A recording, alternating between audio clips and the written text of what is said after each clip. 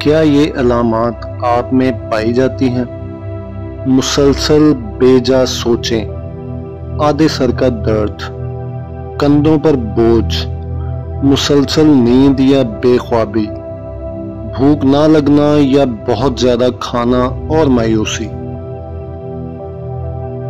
غلط کہتے ہیں وہ لوگ کہ ڈپریشن صرف ذہنی دباؤ ہے، حالانکہ اس کیفیت میں مبتلا شخص ہی جان سکتا ہے کہ وہ کس اذیت میں ہے۔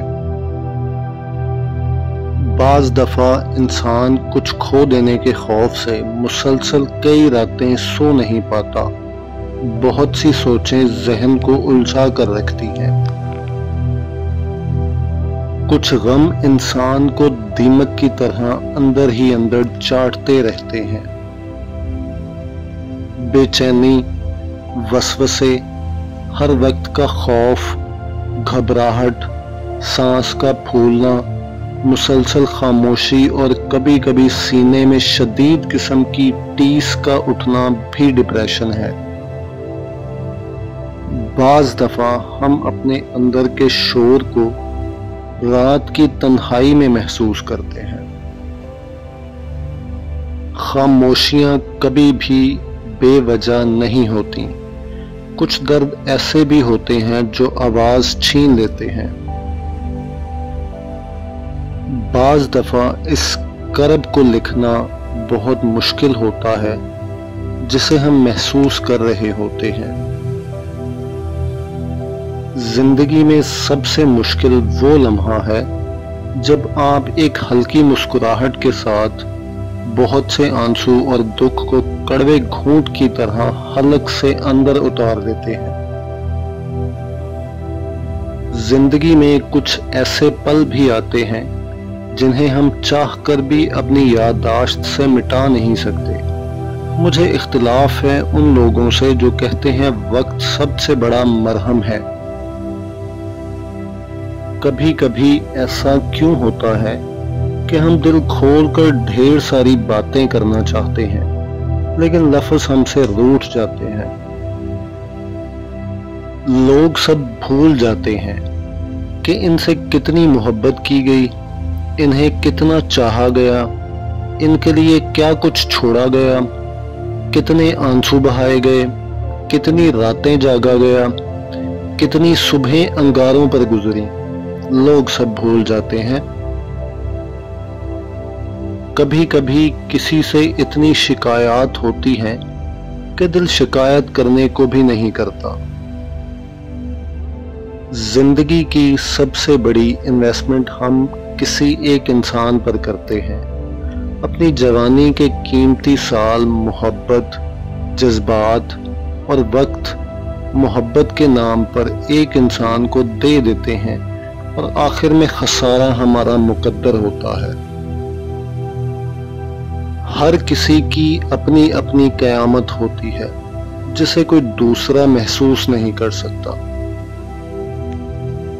لوگوں کے رویوں کا زہر چکھ کر وہیں پر تھوک دیں، نہیں تو یہ سلو پوائزن آہستہ آہستہ آپ کو ڈپریشن کا مریض بنا دے گا۔ ہر اذیت کی ایک معینہ مدت ہوتی ہے جس کے گزر جانے کے بعد نہ تو درد کی شدت پہلے جیسی رہتی ہے اور نہ اسے سہنے والا انسان۔ آپ تکلیف میں ہیں اور آپ چپ ہو گئے ہیں تو یہ عام بات ہے، لیکن اگر آپ تکلیف میں ہیں اور پھر بھی اداس لوگوں کی اداسیاں بانٹ رہے ہیں، حرف تسلی بن رہے ہیں، تو یقین جانیں آپ اس غرض کی دنیا کے بے حد قیمتی انسان ہیں۔ ڈپریشن سے نکلنے کا ایک بہترین حل آوارہ گردی بھی ہے۔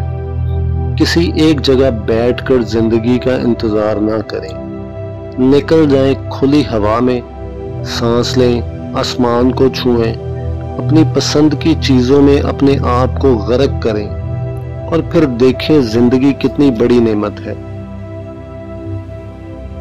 انسان کبھی بھی اپنی مرضی سے اس عمارت کو نہیں چھوڑتا جس کے ایک ایک پتھر کو اس نے اپنے ہاتھوں سے تراشا ہو، ساری زندگی اسے چمکانے میں صرف کر دی ہو، خواہ وہ عمارت اس کے لیے قید خانہ ہی بن جائے۔ وہ تمام لوگ جنہوں نے اپنی خوشی کو دوسروں سے جوڑ دیا، وہ تنہائی سے مر گئے۔ کسی کے پیچھے مت چلو، کوئی تمہیں ایسی کہانی نہیں سنائے گا جس میں وہ خود غدار ہو۔ میں مروں گا تو فقط دم گھٹنے سے، میرے گلے پہ ان سارے الفاظ کے نشان ہوں گے جو میں کبھی کہہ نہیں پایا۔ اگر آپ کسی کو کھو دینے کے خوف میں مبتلا ہیں تو بہتر ہوگا کہ اسے کھو دیں۔ مجھے نفرت ہے ان سے جو مجھ سے میری تنہائی چھین لیں اور بدلے میں حقیقی رفاقت نہ دے پائیں۔ بے روزگار نوجوان اور مناسب رشتے کے انتظار میں 30 سالہ دوشیزہ ایک ہی کرب سے گزرتے ہیں۔ کبھی کبھی میں چاہتا ہوں کہ زندگی ایک کتاب کی طرح ہو، تاکہ میں آخری چند صفحات پر جھانک کر صرف یہ یقینی بنا سکوں کہ سب کچھ ٹھیک ہے۔ مسکرائیں ان حادثوں پر جنہیں خود پر حاوی دیکھ کر لگتا تھا کہ زندگی اب ختم ہو گئی ہے۔ بس زندگی میں کوئی مضحکہ خیز مقابلے نہیں ہوتے۔ ہر انسان جس سے آپ کا سامنا ہوتا ہے وہ یا تو امتحان ہے، عذاب ہے یا جنت کا تحفہ ہے۔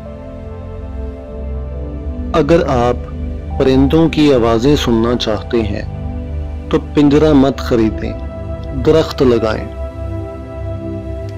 جب لوگ آپ کو ان کے درد کے بارے میں جاننے دیں، اس کے بارے میں بات کرنے دیں، تو اپنے جوتے اتار دیں۔ یہ ایک مقدس جگہ ہے۔ جب کوئی آپ کو کمزوری دکھائے تو عاجز بنے، مہربان بنے۔